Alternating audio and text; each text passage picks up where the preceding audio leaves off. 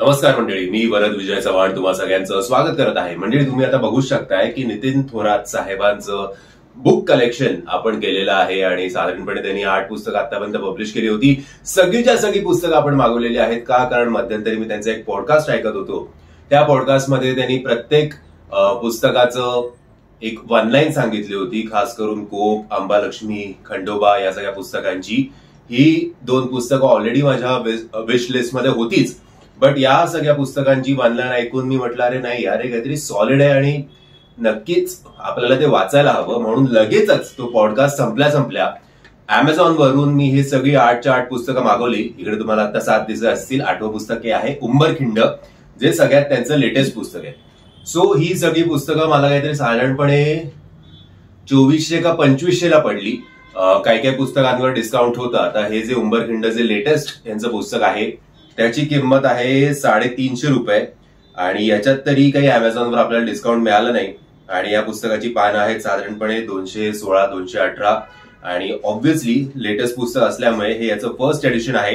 पण याच्यात पॉडकास्टमध्ये मी ऐकलं होतं की आठवडाभरातच काहीतरी 10,000 कॉपीज या पुस्तकांनी याच्या विकल्या गेलेल्या आहेत. सो त्यासाठी थोरात साहेबांचं अभिनंदन. आणि मी सांगू इच्छितो की हे पुस्तक वाचून झाल्यानंतर एक तर प्रिंटिंग आणि खास करून फॉन्ट्स, बऱ्याचशा काही पुस्तकांमध्ये हे आता माझ्या आयुष्यातलं 26वं पुस्तक आहे. अलीकडेच मी वाचनाला सुरुवात केली आहे. सो फॉन्ट्स मध्ये जे एक स्पेस असते ना, आणि जो फॉन्ट्स थोडे ठळक असले पाहिजेत जेणेकरून आपल्याला वाचताना त्रास होऊ नये, तसं या पुस्तकाच्या बाबतीत नक्कीच आहे की फॉन्ट्स थोडे मोठे आहेत आणि सुटसुटीत आहेत. म्हणजे नुसत्या ज्या आपल्या पानांवर मुंग्या चालतात असं काही वाटत नाही. सो याच्यासाठी कौतुक. आणि एक पण पान मिसिंग नव्हतं, प्रिंटिंग मिस्टेक नव्हती आणि अमेझॉन कडनं पण डिलिव्हरी खूप उत्तम झाली होती. एकदा बघून घ्या अमेझॉन मधनं डिलिव्हरी कशी झाली ते आणि ओव्हरऑल कसं होतं पॅकेजिंग, बघून घ्या पटकन. सो विदिन 1 डे ही डिलिव्हरी झाली. म्हणजे आज रात्री मी हे पुस्तक मागवलं तर नेक्स्ट डे दुपारपर्यंत का संध्याकाळपर्यंत ही 8च्या 8 पुस्तकं मला मिळाली. ते आता 8 पुस्तकांचं अनबॉक्सिंग नाही दाखवत आहे तुम्हाला, एवढंच बघूया की उंबरखिंडचं कसं होतं.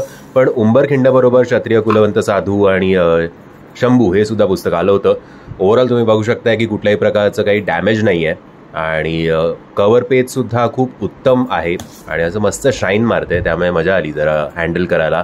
आणि मस्त तो असा फ्रेश नवीन पुस्तकाच्या पानांचा जो वास असतो तो वासही येत होता. त्यामुळे जरा नॉस्टॅल्जिया झालो मी. मला शाळेत पुस्तकं वाचायला आवडायची नाहीत पण तो वास घ्यायला खूप आवडायचं.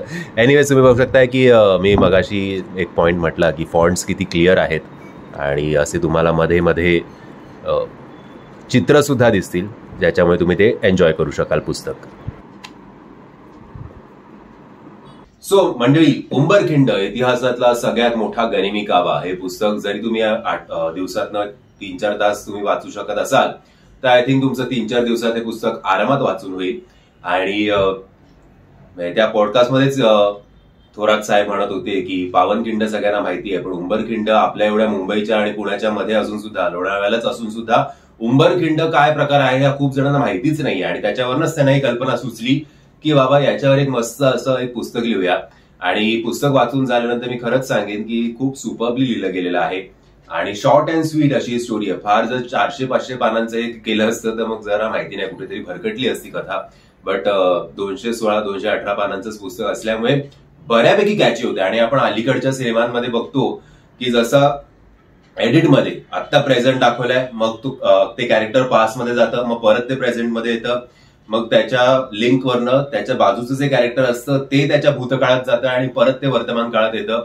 असं टू अँड फ्रो असं इतकं या पुस्तकांमध्ये आहे तरी सुद्धा कुठेही तुम्हाला कन्फ्युजन होत नाही. छोटी कॅरेक्टर सुद्धा तुमच्या लक्षात राहतात.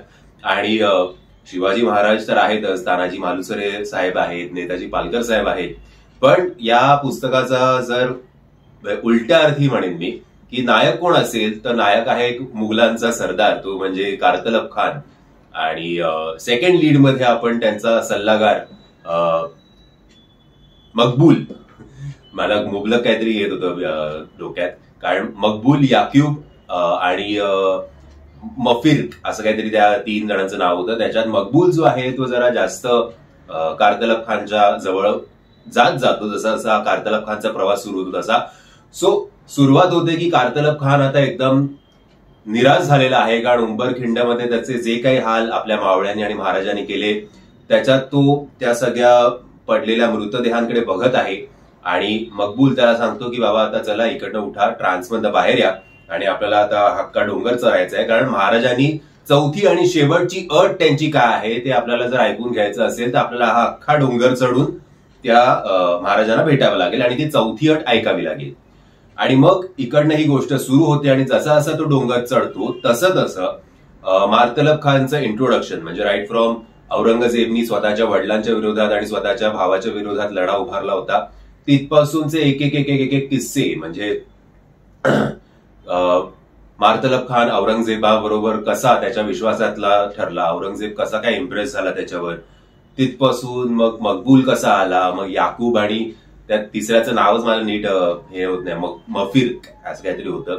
सो हे दोघं कसे काही त्याच्या संपर्कात आले, मग शाहिस्त खान आणि कारतलब खानची कशी काय बॉन्डिंग होती, मग पन्हाळ्याला जेव्हा महाराज अडकले होते तो एक प्रसंग आहे, अफजल खानाचा एक प्रसंग आहे. सो इतिहासातले जेवढे जेवढे महाराजांच्या अवतीभोवती असणारे कॅरेक्टर्स या प्रसंग जे तुम्ही ऐकले असतील, वाचले असतील, ते परत एक असे रिफ्रेश होऊन जातात तुमच्या मनात जेव्हा तुम्ही हे पुस्तक वाचता तेव्हा. आणि तो चढतोय, मग प्रत्येक पावलापावलांवर त्याला एक एक एक एक सिनारिओ आठवतो आणि मग तो परत स्वतःच्या वर्तमान काळात येतो आणि त्याला असं वाटतं की त्यावेळेला जर आपण टेक केलं नसतं त्याच उंबरखिंडामध्ये जो काही आपला पोपट झालाय तो झाला नसता. सो ते मला खूप आवडलं. आणि मी म्हटल्याप्रमाणे प्रत्येक छोटी छोटी कॅरेक्टर सुद्धा तुमच्या लक्षात राहतात. रायबागन असेल किंवा इतर जे सरदार कारतलब खान बरोबर या उंबरखिंडीत होते त्यांचे सुद्धा कॅरेक्टर्स तुम्हाला लक्षात राहतील. सह्याद्रीची रान पाखरं हे जे काही 50 आपल्या महाराजांनी पोरं गोळा केली होती त्या रानपाखरांचे सुद्धा कॅरेक्टर्स तुम्हाला एक्सप्लेन केले गेलेले आहेत की प्रत्येक रानपाखरू म्हणजेच प्रत्येक खेड्यापाड्यातले जे गावकरी लोक होते ते महाराजांच्या मदतीला कसे आले आणि त्यांनी कशी महाराजांची मदत केली, ते कुठल्या कुठल्या गोष्टीमध्ये एक्सपर्ट होते, या सगळ्या गोष्टी सुद्धा डिटेलमध्ये आणि शॉर्ट आणि स्वीट मध्ये तुम्हाला सांगण्यात आलं आहे.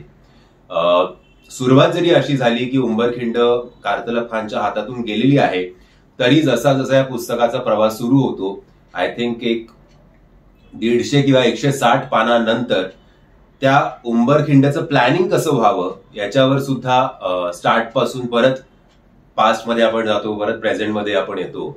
आणि मला ते सुद्धा आवडलं की महाराज आऊसाहेबांना म्हणतात की यावेळेला शत्रूच्या गनिमाच्या मानसिकतेबरोबर मला कावा करायचा आहे आणि ती मानसिकता त्याच्यात मला यश मिळू दे. सो आऊसाहेबांचं आणि त्यांचं संभाषण सुद्धा चांगलं होतं की कसं ना उंबरखिंडीमध्ये मुघलांना वळवण्यात आलं, खास करून तेव्हा जेव्हा कोकणात जाण्यासाठी म्हणजे कारतलब खानचं आणि मुघलांचं असं ठरलेलं असतं की याच्या किल्ल्यावर, कारण डोंगरी किल्ले असतात सगळे, सो डोंगरी किल्ल्यांवर हल्ला करण्यापेक्षा कोकणात जिकडे महाराजांचे वेगवेगळे व्यापार आहेत तिकडे जर आपण हल्ला केला तर महाराजांचं कंबरड मोडेल, स्वराज्याचं कंबरड मोडेल.